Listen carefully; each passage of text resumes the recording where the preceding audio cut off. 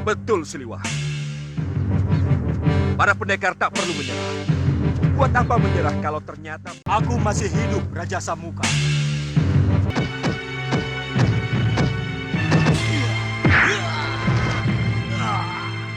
Di awal episode ini, kita diperlihatkan dengan perjalanan Patih Batik Madrim ke Malwapati yang saat itu dihadang oleh segerombolan perampok golok setan. Mereka dengan sangat berani meminta harta kepada Patih Batik Madrim hingga pertarungan pun tak dapat terelakkan lagi. Namun, jelas mereka semua bukan tandingan Patih Batik Madrim. Mereka pun tampak berjatuhan ke sana kemari akibat pukulan dan tendangan sang patih. Akhirnya, si golok setan ketua mereka pun mengeluarkan senjata pusaka andalannya, yaitu golok setan yang seakan mempunyai mata yang kemudian menyerang Patih Batik Madrim. golok setan! Setan yang kesetanan!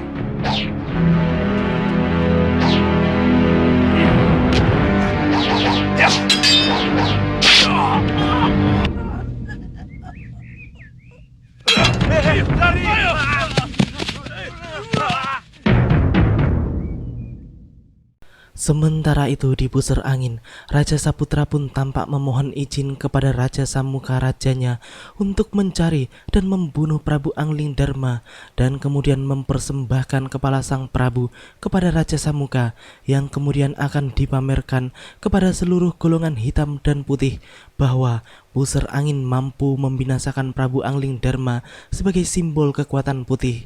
Ya, sebuah mimpi yang luar biasa. Kalau kita mampu membunuh Angling Dharma, maka Ratu Gendrawani dan sekutunya, serta raja dan ratu yang lain akan menyerah tanpa syarat. Siapapun yang mampu membunuh Angling Dharma, dengan sendirinya akan diakui sebagai raja paling kuat. Kemudian Raja Saputra pun berpamitan untuk mencari Raja Malwapati tersebut. Di sisi lain, tampak Prabu Angling Dharma yang tengah duduk di atas punggung naga bertala sahabatnya dan akan diantar langsung ke Malwapati setelah sebelumnya telah purna menyelesaikan tugasnya untuk mengakhiri hidup Dewi Naga Gini dengan keris pulang geni di Megapura. Naga Pratala yang melihat kehadiran orang-orang pusar angin di sekitar tempat tersebut pun kemudian memberitahukan kepada sang Prabu bahwa akan ada suatu hambatan yang terjadi.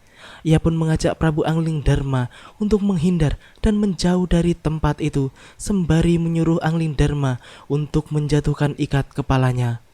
Raja Saputra yang selalu mengikuti pergerakan naga Pratala pun kemudian melihat Angling Dharma yang nampak terjatuh dari langit dan melayang-layang di udara. Hal tersebut jelas membuat Raja Saputra kegirangan. Ia pun segera mengeluarkan pedang iblisnya dan menyerang sang Prabu untuk memenggal kepalanya.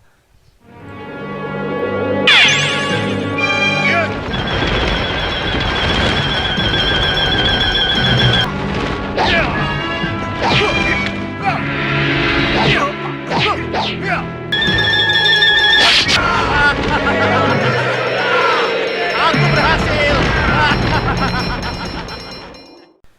Raja Saputra tampak sangat senang bukan main karena bisa dengan mudah memenggal kepala Prabu Angling Dharma yang katanya sakti mandraguna itu.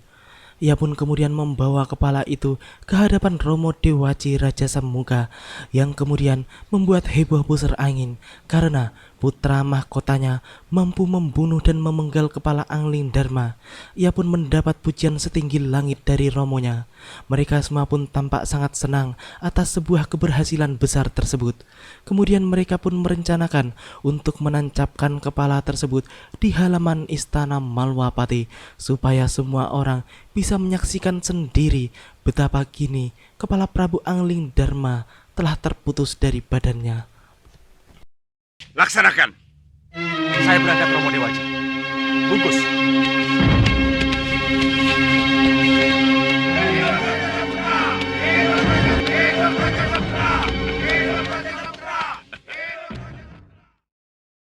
Sementara itu, di sebuah hutan di dekat Malwapati, tampak para pendekar sedang merencanakan untuk menyerang Malwapati di hari itu juga.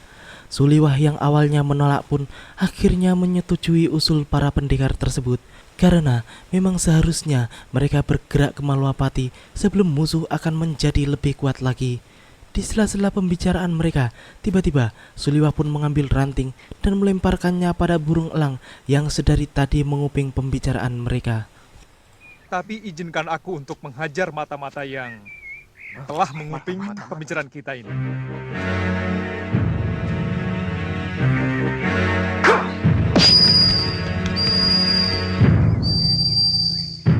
Elang itu mata-mata. Dia suruhan Gendrawani. Nah, tunggu apa lagi? Kalau Gendrawani sudah bergerak lebih jauh, kenapa kita tidak segera bertindak? Baik, kalau begitu, lakukan penyerangan. Saya akan mencoba menghubungi Gusti Patih Batik Madrib. Baiklah. Ayo, kita berangkat. Ayo. Di Malwapati, tampak para pendekar telah berperang melawan para pasukan Ratu Gendrawani yang terdiri dari bangsa siluman tersebut. Mereka pun bertempur dengan semangat yang tinggi untuk bisa segera merebut kembali Malwapati dari tangan hitam. Tampak Sudawirat menghancurkan para prajurit tersebut dengan sangat cepat, bahkan dengan sekali kebutan saja tampak ada beberapa prajurit yang berjatuhan di tangannya.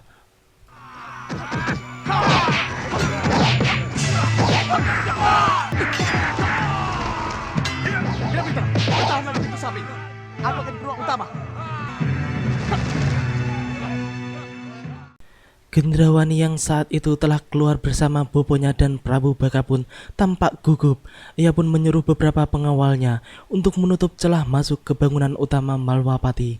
Sedangkan Prabu Baka yang melihat kesaktian Uyut Sawika pun langsung menantangnya untuk bertarung.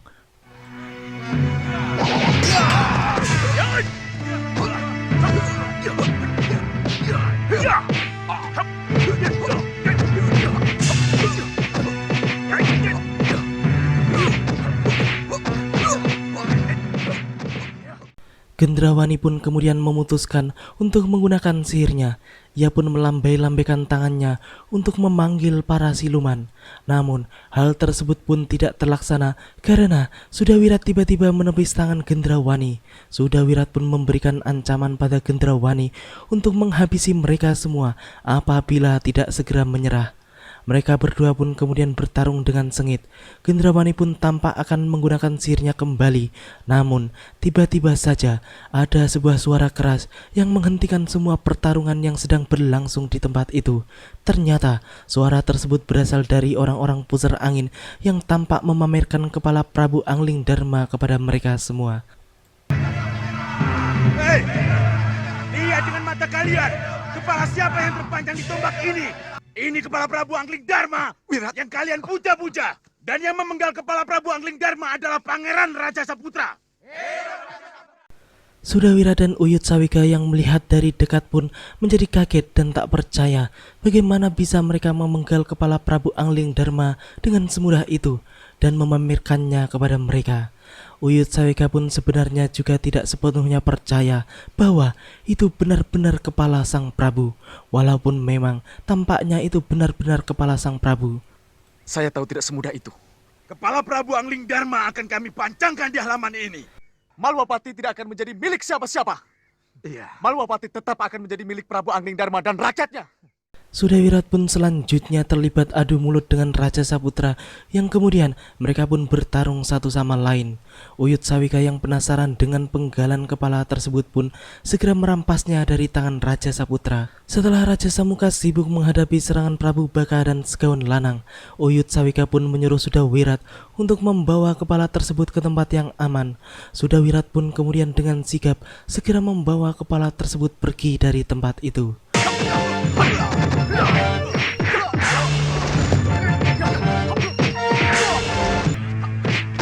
Sudah Wirat. Wirat, Ada apa, Uyut? selamatkan kepala sang Prabu. Baik, Uyut. Tunggu Wirat. Tidak boleh seorang pun tahu bahwa kepala ini milik sang Prabu Angling Dharma.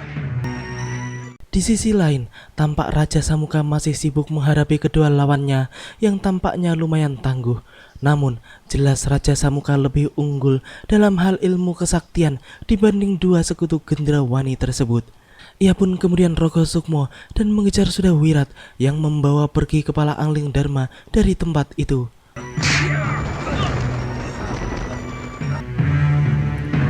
Kurang ajar.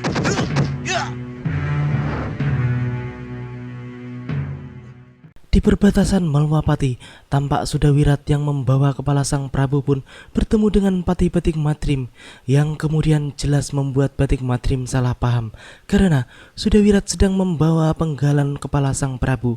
Hal tersebut membuat Batik Matrim naik pitam dan langsung menghajar Sudawirat karena dianggap telah membunuh rajanya. Tunggu Gusti Patih. Saya akan memberi penjelasan.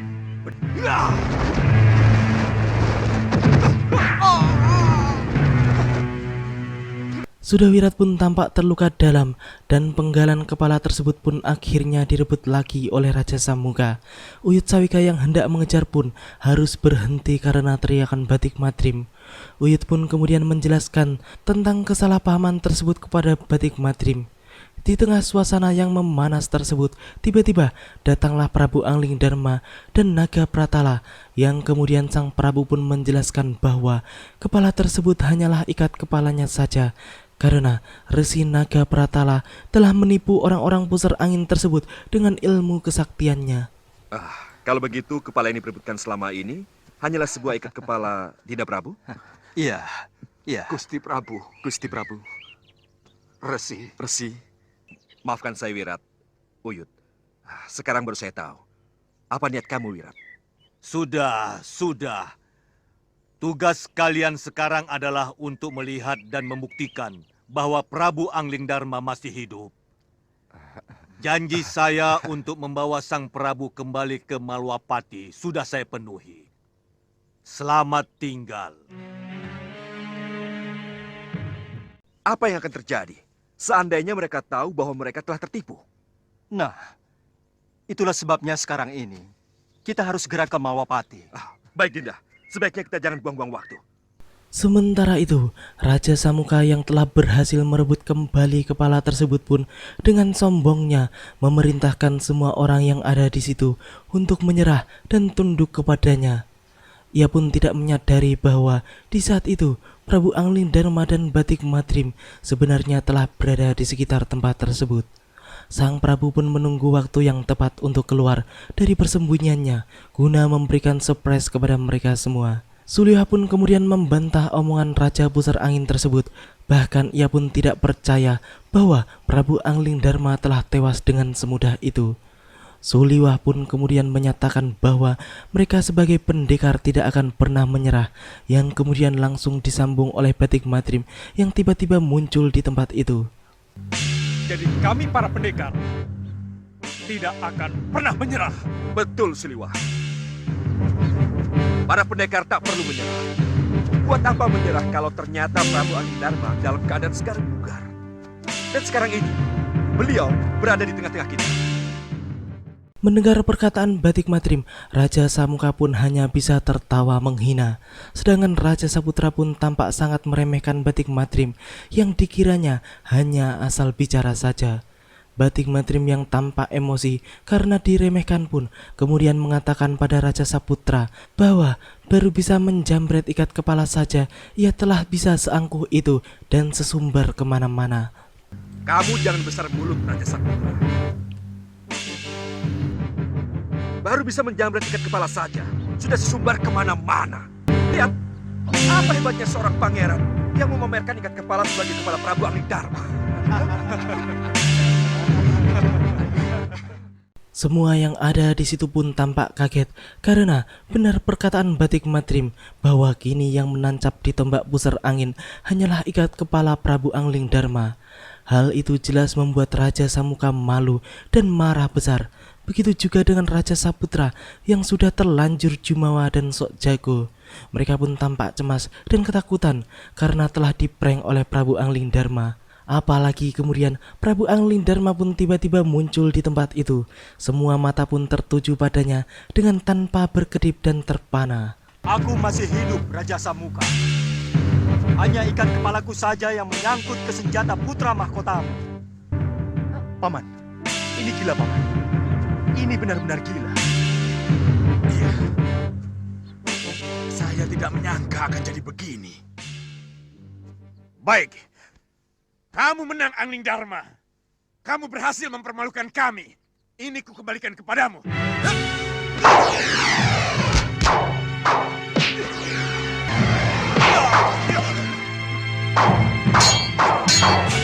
Biarkan kami yang menghadapinya, Gusti Patih. Melihat semua itu, Gendrawani si Ratu Licik pun memutuskan untuk masuk dan mempertahankan istana Malwapati.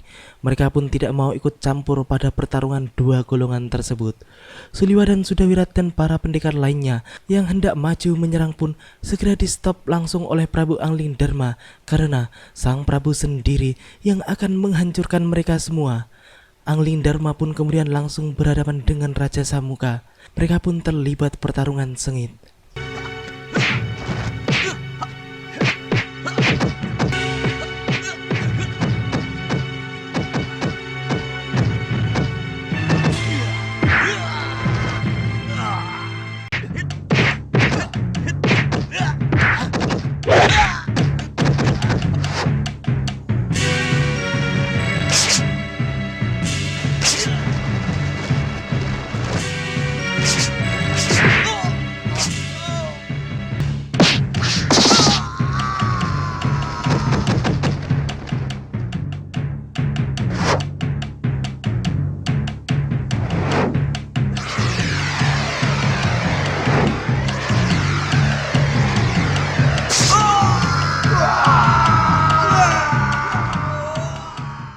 Akhirnya, Anglingdarma pun bisa menghancurkan orang-orang pusar angin tersebut tanpa sisa.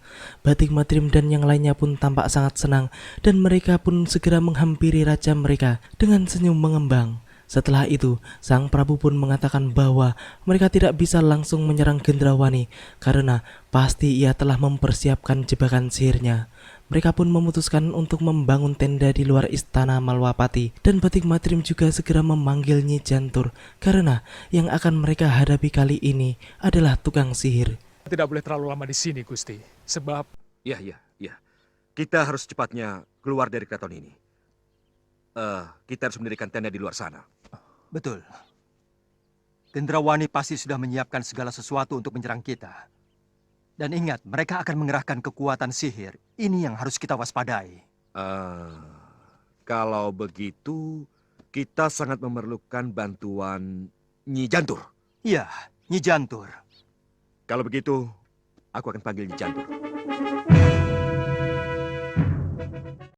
Demikianlah akhir dari episode ini. Nantikan kelanjutan kisahnya di episode yang akan datang. Terima kasih bagi teman-teman semua yang udah mau nonton. Jangan lupa subscribe dan share. Dan nyalakan juga notifnya. Wassalamualaikum warahmatullahi wabarakatuh. Dan salam anak 90-an.